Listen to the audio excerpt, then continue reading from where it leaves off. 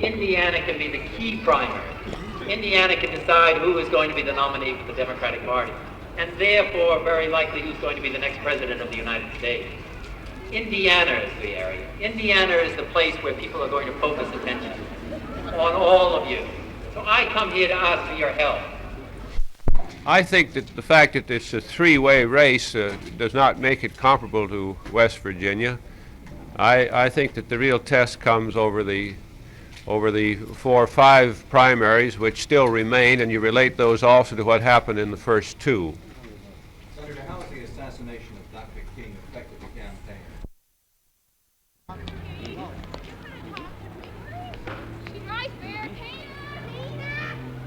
Okay. One of Kennedy's problems here in Indiana is evoking the sort of emotional response he got from crowds earlier in the campaign with his attacks on President Johnson and the Vietnam War. He didn't quite get it here today as he concentrated his speeches on... Let's try it again.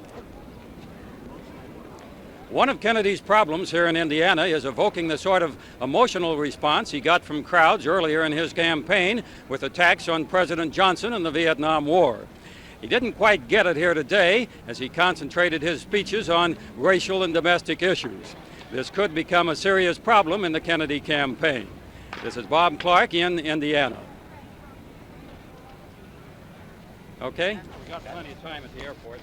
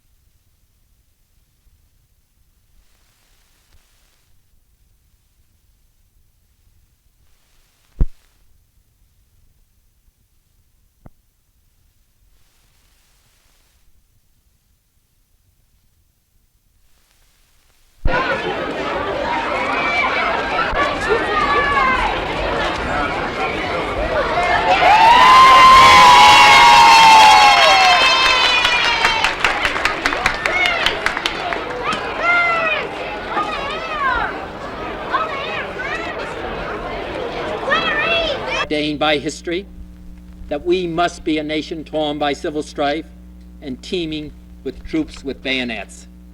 It is not inevitable that we experience each day, as I experienced last weekend in Washington, that every constant shriek of sirens or that we see smoke rising from burning buildings was something more. All of us can remember, however dimly, the words that we learned in classrooms years ago. Do unto others. All men are created equal to secure the blessings of liberty with malice toward none and charity toward all. If in the midst of today's confusions, we all cannot act simply for the sake of our fellow man, perhaps we can do it for the sake of the words that we learned when we were young, for the men who wrote them, for the generations that believed in them, for the millions who have died to keep them alive in the hearts of men here in our own country and all over the world. I thank you.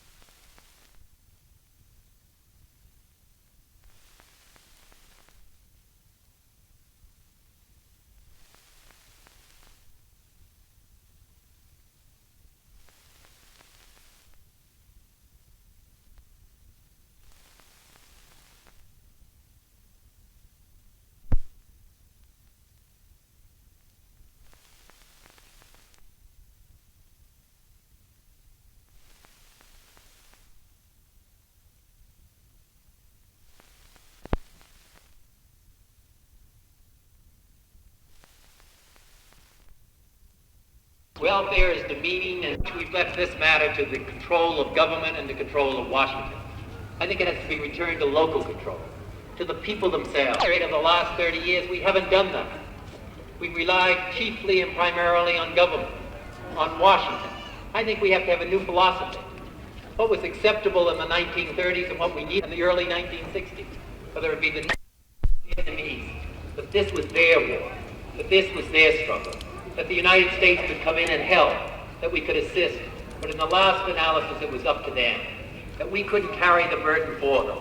And my concern over that by the South Vietnamese themselves, that they should be willing to have a general mobilization, that they should be willing to bring in their 18-year-olds and 19-year-olds, that they should be willing to take on the major burden of the fighting, and that they should end the corruption and the dishonesty. I think we've taken steps in that direction over the period of the last month, and I think that's important. It's a long way to go. So I come to you for your help. This is, as I say, a difficult campaign, for your assistance.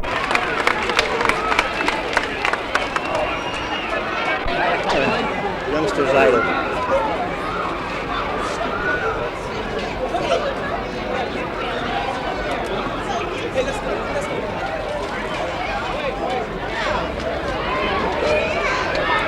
Okay.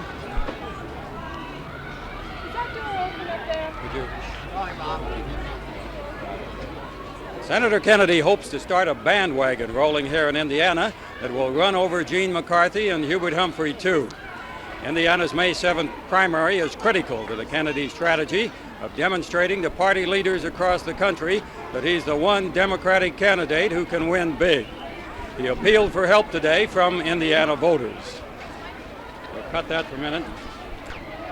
This will be a silent bridge. Kennedy delivered a somber speech on the nation's racial crisis earlier in Fort Wayne as he resumed campaigning for the first time since the death of Martin Luther King.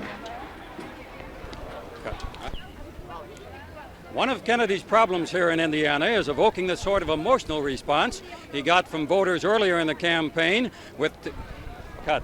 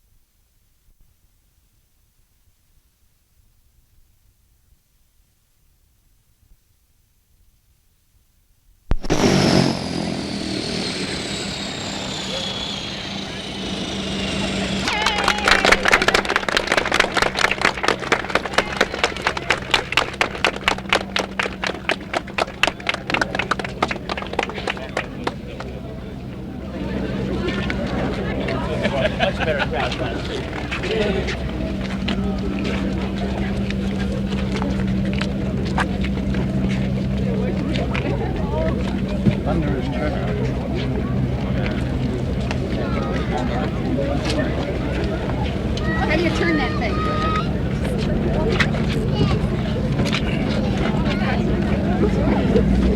Oh, I shook his head.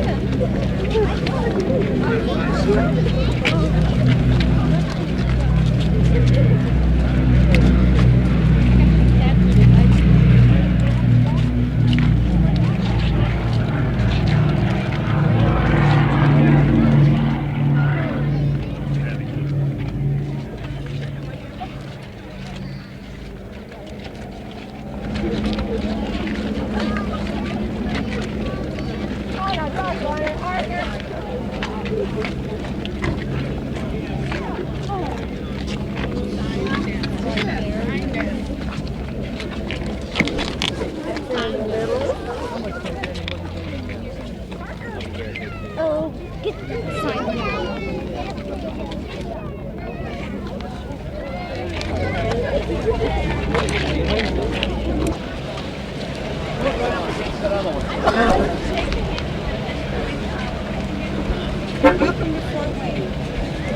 Jerry?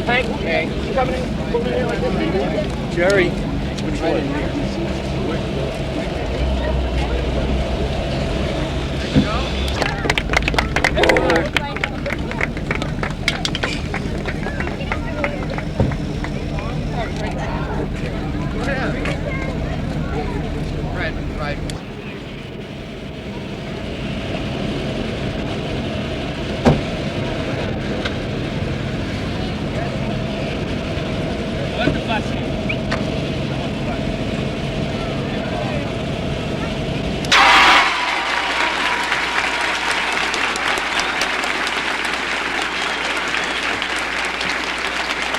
Thank you very much. Thank you. Thank you very much.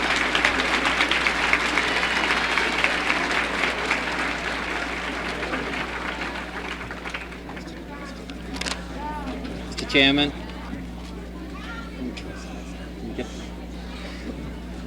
We lower down there, please.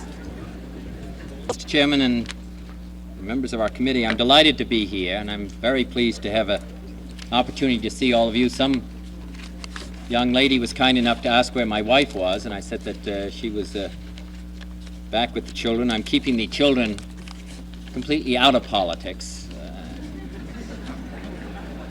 And they just, the fact is that they always wanted to learn the song Back Home in Indiana. And so that's what they're studying at the moment. But I'm pleased. We took a poll amongst my children.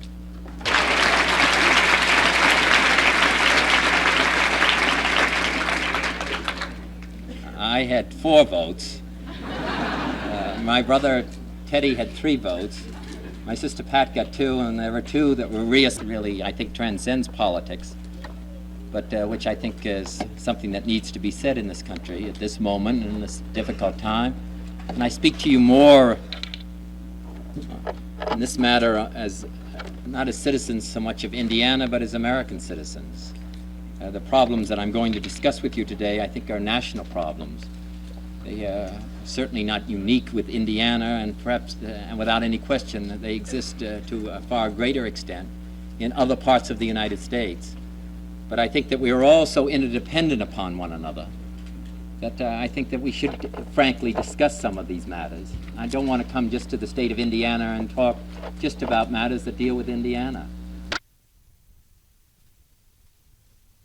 Speech of this kind is perhaps more appropriate in some other part of the United States. But I think if we're going to make any progress in some of these difficult fields, it's only if we all understand it. And it's only if we make an effort to understand it and to try to deal with it in a proper way. I think that the American people are compassionate and generous. The death of Dr. Martin Luther King is one of those huge events that signals a turning point in our country's history. Although it is charged with immediate tragedy and with personal grief, it also flows from 3 centuries in which black men have lived on this continent. Like many shattering moments, it is like a gap in time itself, whose meaning is obscure and whose consequences are neither known nor inevitable. It could be the beginning of a final successful effort to make one nation of all of our people, equal in justice and equal in opportunity.